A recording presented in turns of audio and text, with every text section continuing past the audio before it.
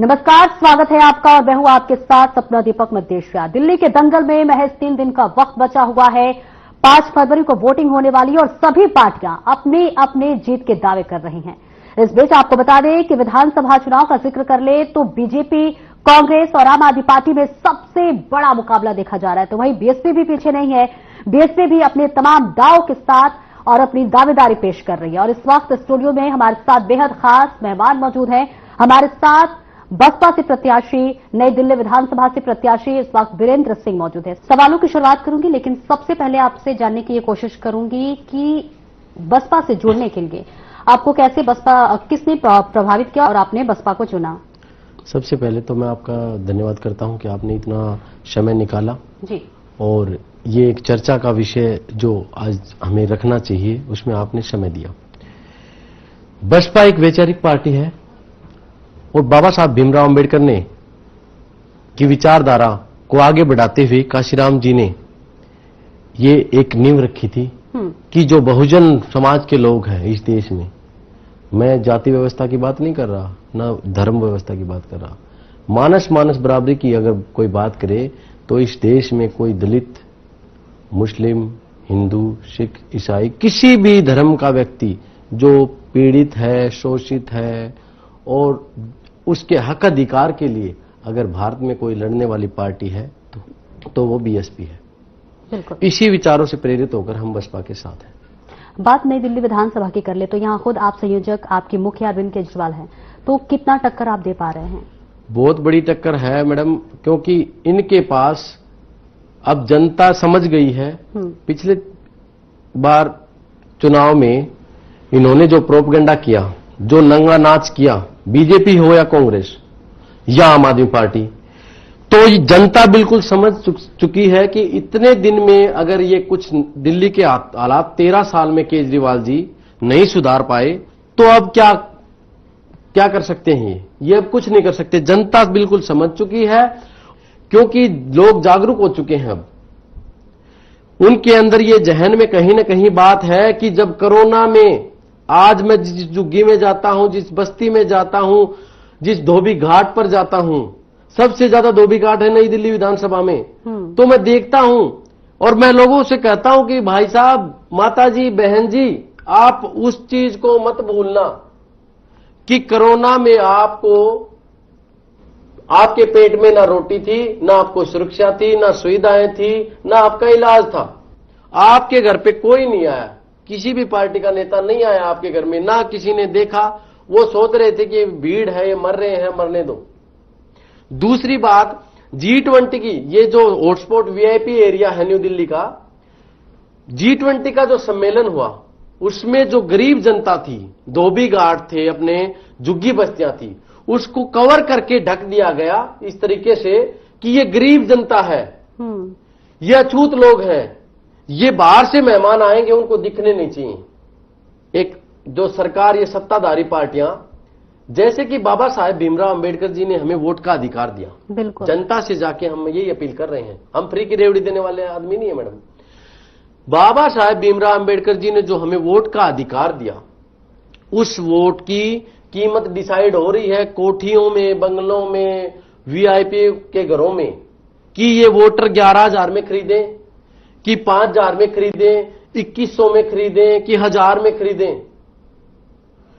ये वोट मैं जनता से अपील करना चाहता हूं। ये वोट है जो बाबा साहब ने हमें दिया, ये अनमोल रत्न है, ये बिकाऊ चीज नहीं है। बिल्कुल जब तक आपका वोट आपके पास है और इनकी सत्ता नहीं आ रही, तब तक ये आपके घरों में जाएंगे। अरे मैं तो मीडिया चैनलों को भी कहता हूं कि जिन झुग्गियों में जा रहा हूं मैं, उनमें आप जाकर देखिए, लोगों का रहना मुश्किल हो रहा है। आजादी के इतने साल बाद भी गरीब आदमी गरीब है। तो कहीं ना कहीं ये पार्टियां, कांग्रेस ने 40 साल तक देश को लूटा। अरे केजरीवाल जी जो आए थे, बार बार न्यूज चैनलों पे कहते हैं कि मैं बीजेपी से डिबेट करूंगा, मैं कांग्रेस से डिबेट करूंगा। लोगों की समस्याएं क्या है, जनता क्या चाहती है? आपका जो विधानसभा क्षेत्र है उसकी मुख्य समस्या क्या है? क्योंकि देखिए, अगर बात दिल्ली की करें, यमुना को लेकर जंग छिड़ा हुआ है, फ्री बिजली, फ्री पानी, सब कुछ कई तरह के देखिए वादे हर पार्टियों की तरफ से की जा रही है। तो जो आपका विधानसभा क्षेत्र है, मुख्य समस्या क्या है और बसपा क्या कुछ अलग मुद्दे लेकर अपने विधानसभा में जा रही है? हमारा मुद्दा मैडम है संविधान। इस देश में जो बाबा साहेब भीमराव अंबेडकर जी ने जो संविधान लिखा, अगर वो कानूनी प्रक्रिया के रूप में अगर देश में लागू हो जाता है, मानस बराबरी का हक अगर अधिकार व्यक्ति को मिल जाए, तो शायद कोई मैनिफेस्टो, कोई फ्री की रेवड़ी बांटने की इस देश में जरूरत नहीं है। अरे तुम शिक्षा दो, रोजगार दो, 5 किलो आटा, 2 किलो चीनी। पहले से फ्री है मैडम, कहां तक फ्री है? मेरे पास 200 स्कूलों का सर्वे है, एमसीडी के स्कूलों का, 200 स्कूलों का। 5वीं क्लास तक के बच्चे को 10 तक पढ़ा 100 तक गिनती नहीं आती। दिल्ली में, दिल्ली जैसे राजधानी क्षेत्र में आप खुद सर्वे करके देखिए, और बहुत बड़ी रिपोर्ट जो पत्रकार है उन्होंने बनाई भी है, आप सर्च करके देखिए। 50% से ज्यादा झुग्गी बस्ती के बच्चे स्कूल नहीं जाते, उनके पास शिक्षा उनको दी नहीं। और नशे की लत, पूरी दिल्ली को नशे में डुबाने का काम अरविंद केजरीवाल जी ने किया है और भारतीय जनता पार्टी ने किया है। आप किसी भी हॉटस्पॉट जगह पे जाके देखिए कि छोटे छोटे बच्चे, 10-10, 12 साल के बच्चे हैं। मुझे दुख होता है बहुत कि उन बच्चों को नशे की आग में इन्होंने झोंक दिया। और ये क्या बात करते हैं? इनके पास सबसे बड़ी चीज है सुशासन, शिक्षा, स्वास्थ्य और रोजगार। इस पर ये बात नहीं करेंगे, इनके पास मुद्दे हैं ही नहीं। यमुना को लेकर ना जाने कितने विधानसभा बीत गए, लेकिन यमुना की सफाई नहीं हुई। आपकी पार्टी अगर आती है, यमुना को लेकर क्या रणनीति है? यमुना को लेकर अरविंद केजरीवाल जी तो हर बार ये कह देते हैं कि अब की बार छठ पूजा मैं वहीं मनाऊंगा। वहीं बीजेपी के बड़े प्रवक्ता हैं मनोज तिवारी जी, वो बोल देते हैं कि मैं भी यमुना में डुबकी लगाऊंगा। लेकिन ये दोनों एक ही स्कूल की पढ़ाई की है, इन्होंने एक ही स्कूल की पढ़ाई की है। मैं आपको बताना चाहता हूं आपके न्यूज चैनल के माध्यम से, जब लोकसभा में अरविंद केजरीवाल को बुरी हार हुई और जनता का रुख दिखा कि इंडिया गठबंधन के तहत इन्होंने चुनाव लड़ा और ये हार गई। बहुत बुरी हार है, छोटी हार नहीं है। जब सारी पार्टियां इकट्ठे होकर के भी चुनाव लड़ रही फिर भी हार गए। ये मानस की बराबरी की बात नहीं करते। ये वही लोग हैं जो सामाजिक अन्याय की बात करते हैं, न्याय की बात नहीं करते, अन्याय की बात। हमेशा कहा भी जाता है कि आपकी पार्टी जो है दलितों का हमेशा समर्थन करती है। कितना समर्थन मिल रहा है दलितों का? जहां तक हम पहुंच पा रहे हैं, हमारी माताएं, बहनें, हमारे भाई हमेशा मेरे को ऐसे बोल रहे हैं कि बिल्कुल पूरा सहयोग है, क्योंकि लोग इससे थक चुके हैं इन पार्टियों से।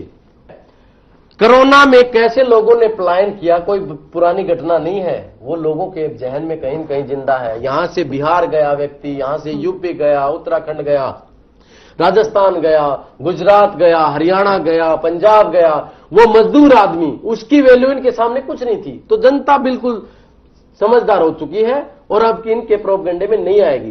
पैसे का अभाव है, बस बांट रहे हैं पूरा। मैं तो जनता से कहता हूं कि इन्होंने इतना लूटा है, इनको भी लूटो। अंत में अपने जो है आपके विधानसभा क्षेत्र के जो वोटर्स हैं उनको एक संदेश दे दीजिए।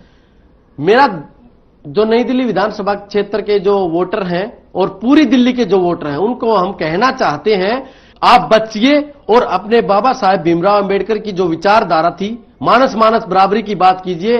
तुम छोड़ दो ये जात पात, तुम छोड़ दो ये धर्म भरम, दिखने में हम अनेक हैं पर लहू का रंग एक है। तुम जान ले लो मेरी मगर मेरे वतन को छोड़ दो, कहना अगर गलत मेरा तो मुझको भी फांसी तोड़ दो। ये देश है मेरा वतन, ये देश है मेरा चमन। यहां मानस की, हम भारत के लोग की बात होनी चाहिए। और बहुजन समाज पार्टी पूरे दमखम के साथ लड़ रही है और दिल्ली में ही नहीं पूरे देश में आने वाले समय में एक सुशासन व्यवस्था हम लेकर आएंगे। बिल्कुल, बहुत बहुत शुक्रिया वीरेंद्र जी आपका हमारे साथ जुड़ने के लिए। तो ये थे हमारे साथ नई दिल्ली से विधानसभा प्रत्याशी, बसपा से प्रत्याशी वीरेंद्र सिंह, जिन्होंने अपने तमाम जो है मुद्दों को रखा और इसी के साथ साथ उन्होंने बाबा साहब भीमराव अंबेडकर के बारे में भी जिक्र किया। और उन्होंने कहा कि जो भी दलित है, आरक्षण का जो मुद्दा है वो लगातार देखिए दिल्ली विधानसभा चुनाव को लेकर अपने आप में जोरों शोरों से उठ रहा है और दलितों का जो समर्थन है वो लगातार बसपा को मिलता हुआ नजर आ रहा है। दिल्ली के दंगल में महज 3 दिन का वक्त बचा हुआ है, 3 दिन बाद वोट होने वाले हैं और ऐसे में जनता दिल्ली में किसको चुनती है और दिल्ली की मुखिया किसको बनाती है, ये तो 8 फरवरी को फिलहाल पता चलेगा। फिलहाल मेरे साथ इतना ही,